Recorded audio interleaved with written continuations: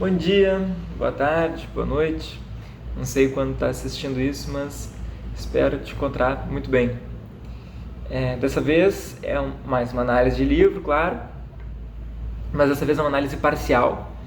Também é uma análise inicial parcial, porque é o livro Guerra e Paz, do Lev Tolstói, ou Leon Tolstói, que seria a tradução de Liev para o português, Leon, enfim, algo nesse sentido aí, que tem 1.400 páginas aproximadamente. Então eu achei por bem fazer uma divisão mais ou menos a cada 300 páginas, assim. Dessa vez eu parei na 281, sem motivo específico, tá? O tomo primeiro acabou em 260 e alguma coisa, 260 e alguma coisa, mas eu quis avançar um pouquinho mais antes de começar a fazer essa análise aqui. Então, inicial e parcial do livro. Indo para o contexto da obra primeiro, para depois entrar na narrativa de fato, seria muito importante saber o francês, tá? Essa aqui é uma versão traduzida para o português, claro. O autor é russo e escreveu, eu tenho quase certeza que em russo. Mas a questão é que o francês estava muito em alta na sociedade russa, em especial na elite. Então, muitas vezes, assim, nas primeiras 100 páginas, inclusive, é ruim de ler mesmo, porque a cada linha, assim, a cada, sei lá, a cada 4 ou 5 linhas, uma é em francês. Pra quem não sabe francês, que é o meu caso, é realmente chato ter que ir na nota de rodapé e ver o que é, mas pelo menos tem nota de rodapé traduzindo, né? Se não tivesse nota de rodapé ainda, aí a vida seria muito mais triste. Mas enfim, essa edição aqui conta com notas de rodapé bem interessantes. Bom, dito isto, os personagens são históricos e também tem uma questão de títulos. Os personagens são históricos por quê? É claro que é um romance e parte disso aqui é ficção pura. Mas tem algumas passagens que as notas da edição trazem o seguinte: olha, esse general aí, claro, Guerra e Paz, vocês imaginam que pelo menos parte do livro trata da guerra, né?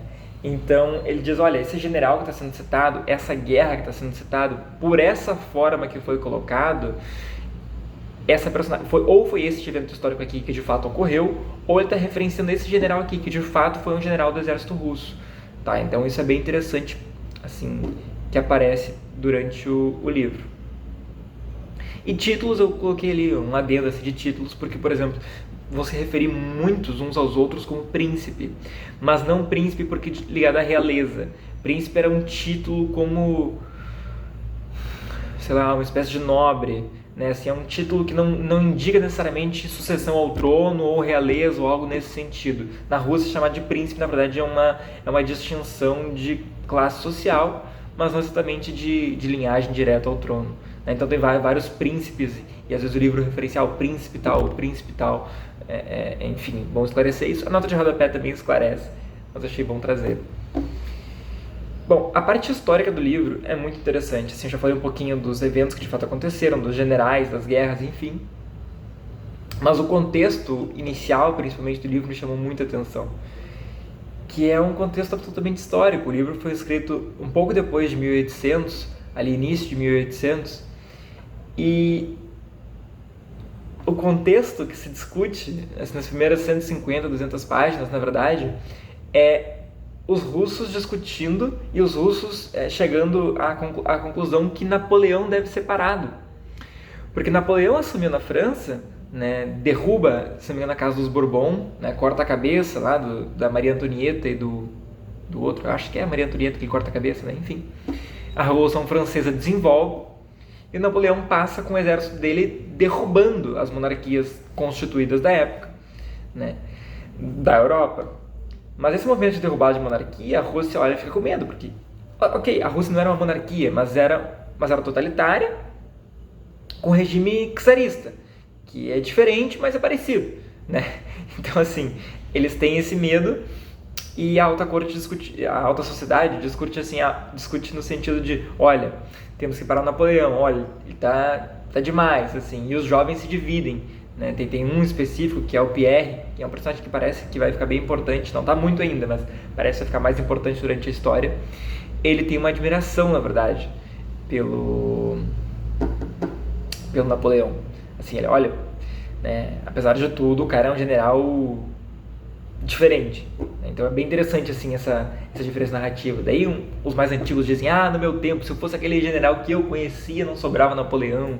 Né? Assim, é bem interessante essa discussão do confronto de gerações e como ele já percebe 1800 e alguma coisinha, ele, o Leão Tolstói, esse sentimento dos mais velhos dizerem, mas no meu tempo, né? Enfim.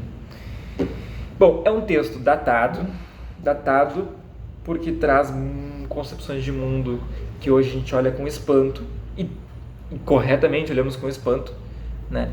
E o exemplo que eu trouxe aqui é da página 132, né? Então falando da mulher de um deles, né? E aí a passagem é a seguinte, uma fala, né? Travessão: ela está tão cansada que adormeceu no divã do meu quarto. E aí uma frase em francês, então vou agora pro... Não vou tentar falar em francês, tá? Eu vou pras notas. Não, que adormeceu no divã do meu quarto. Que tesouro de mulher você tem. Em francês. Treinou o francês. Disse, enquanto sentava num divã de frente para o irmão. É uma perfeita criança. Tão meiga, tão alegre. Gosto muito dela. Eu não sei se precisa dizer alguma coisa, né? É uma concepção horrível. É um ideal de mulher, assim... Não é nem o ideal de mulher, né? Tá chamando... É o ideal de mulher esposa na figura de uma criança. Isso aqui é absurdo.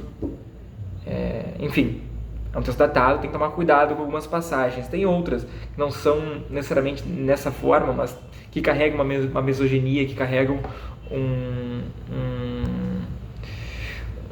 uma espécie de preconceito de gênero implícita, talvez, ou explícita também, né?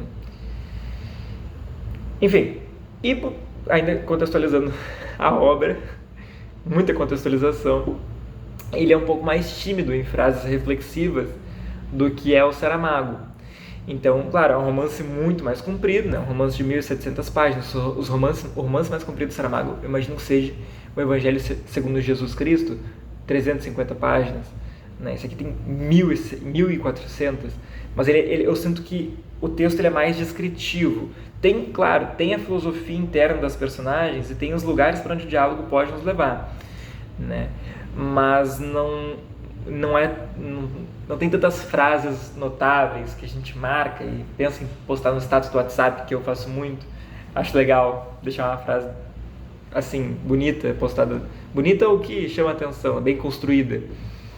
Enfim, não é tanto o estilo do Tolstói, pelo menos nesse livro não está me parecendo por enquanto. A história, então, em si. Bom, eu gostaria de trazer aqui como é esquisito, e imaginei que propositalmente esquisito, que a guerra começa e os personagens estão felizes, estão contentes porque a guerra começou. Então, por exemplo, na página 185, que eu marquei, a passagem é a seguinte: e se perguntarem pelas perdas, diz um para o outro.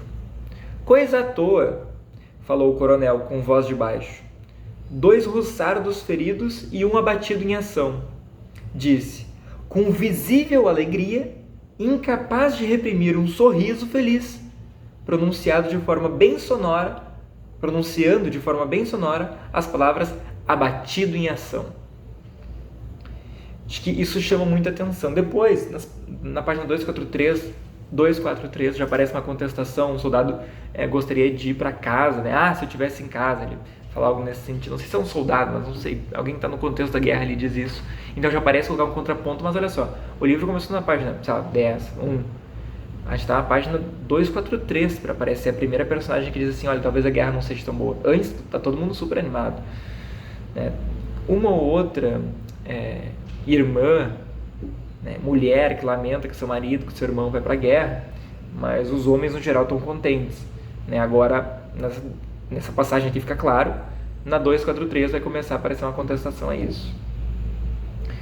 Outro tema que aparece, né, a questão do interesse, da aparência, seja dos soldados querendo se valer das patentes mais altas, não sei, generais, coronéis, não sei realmente, mas eu lembro que tem uma passagem que uma personagem diz assim: eu tava no campo de batalha, vi isso e aquilo, né? E aí o outro pergunta para um terceiro: e tu, o que tu viu? Olha, eu tava no campo de batalha também, mas eu não vi aquele fulano lá não, né? E de fato, fulano não tava, né? Ele só ali na hora que os comandantes se reuniram, ele disse: eu tava, por quê? Para fazer de conta que ele estava de fato na guerra, para fazer de conta que ele era corajoso, que não é verdade. E a sociedade do interesse da aparência, e mais para o campo social, não tanto no contexto da guerra, né, que isso aqui, eu não lembro agora se é romance ou se é novela, mas eu sei que um deles tem uma linha mais clara, assim, olha, pega esse personagem e acompanha, e o outro são várias personagens.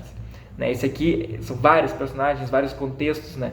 Então, pensando no contexto mais social, aparece muito a questão do interesse, da aparência, de como falam-se algumas coisas só para aparecer, de como se comportam, assim, às vezes nem gosta da pessoa, mas se comporta só para fingir que é quando um deles, o Pierre, ganha muito dinheiro, né? Enfim, o pai dele vai morrer, vai deixar bastante dinheiro para ele, todo mundo começa a tratar ele bem de repente, né? Então isso aparece, isso lembra também o tema do livro da morte do Ivan Illich, né? Que é muito sobre isso, assim, uma vida de aparência, uma vida desperdiçada, inclusive, com as aparências, e o medo que o próprio Ivan Illich tinha de, tendo uma sobrevida, que ele ficou muito doente, tendo uma sobrevida, ele voltasse a desperdiçar a vida como estava desperdiçando antes, né? Então aqui aparece não necessariamente nessa temática de desperdício com a aparência, mas definitivamente um desgosto do autor, revelado na entrelinha, digamos assim, por essa sociedade demasiada de aparências.